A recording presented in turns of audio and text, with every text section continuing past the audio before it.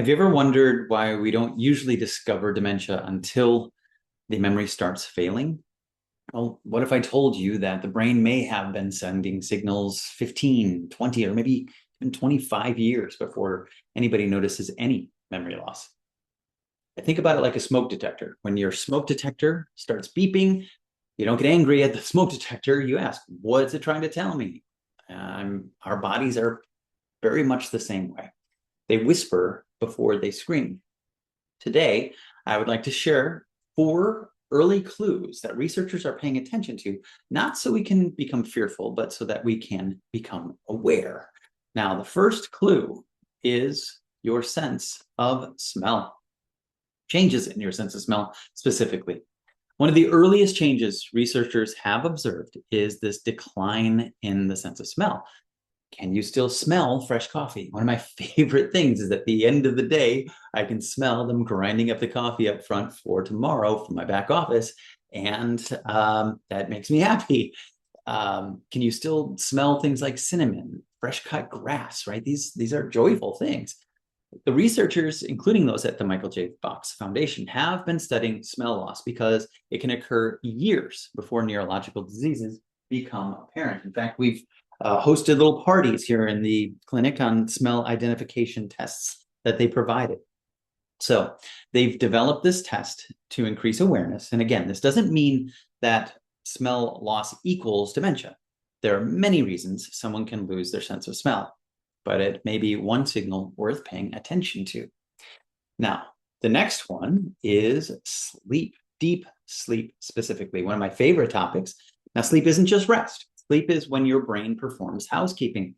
Recent research shows that improving deep sleep may help support long-term brain health because this is when the brain clears the metabolic waste that accumulates during the day.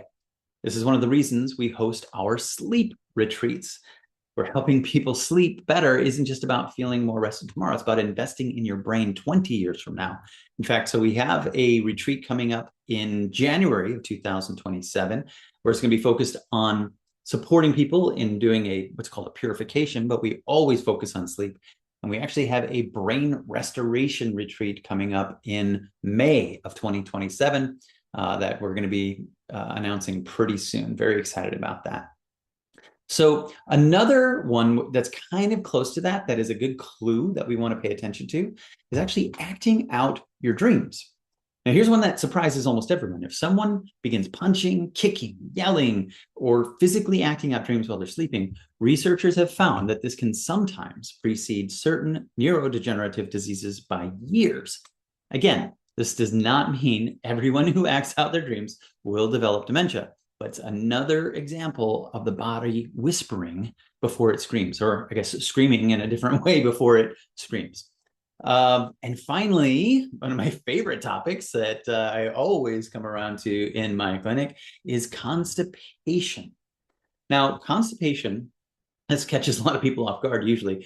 And I'm shocked to find out that people have such vastly different definitions of what is constipation. Well, we have a rule in our clinic that if we don't have bowel movements happening at least once a day, we do not go any further and investigate anything else in their health because we want to make sure that that is happening.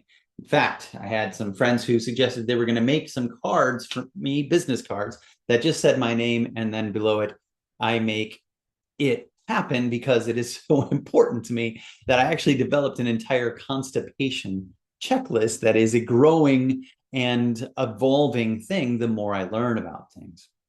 So research has shown that chronic constipation may precede some neurological conditions in certain individuals, and your brain and your gut are constantly communicating. So when I see this in practice, I don't think just digestion. I do think about hydration, minerals, fiber, movement, and the microbiome, the health of the entire ecosystem.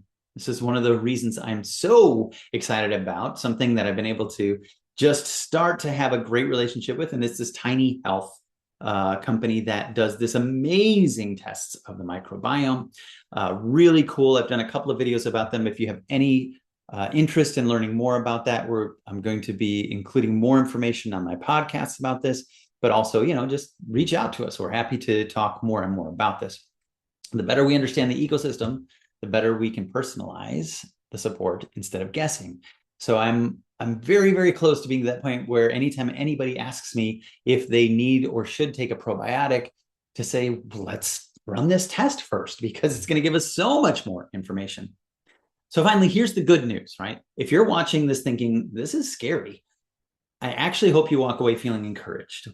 Why? Because memory loss may not be the beginning of the story.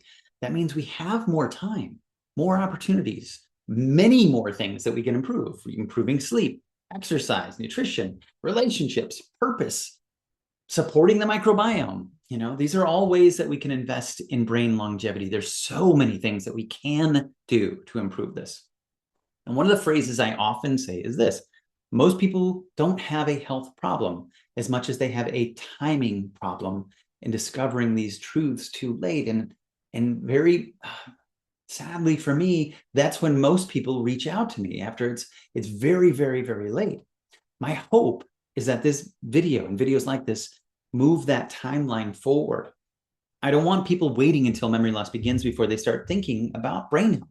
I want them thinking about it today, because the brain whispers before it screams. And sometimes simply paying attention to those whispers can change the entire story.